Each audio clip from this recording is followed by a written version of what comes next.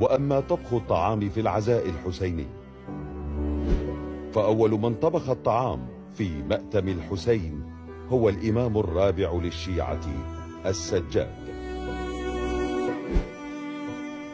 كان يطبخ بنفسه لنساء بني هاشم لتتفرغ للنوح والبكاء.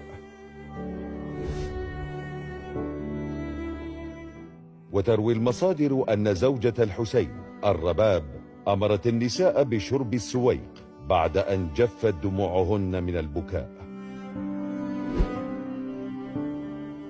والسويق شراب من الطحين المحمص والسكر.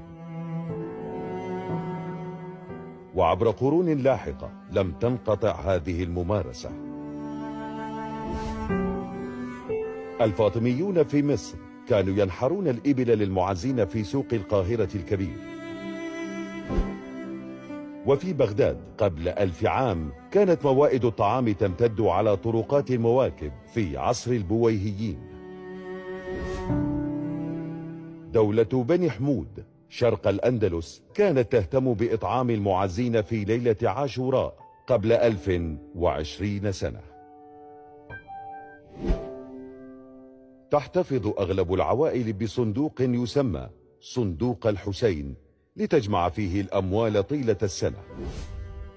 ويخصص التجار والكسبة نسبة ثابتة من الأرباح هدية للإمام الحسين.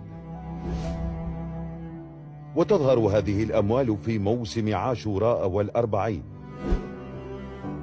لتتحول إلى موائد منوعة من الطعام على امتداد مئات الكيلومترات.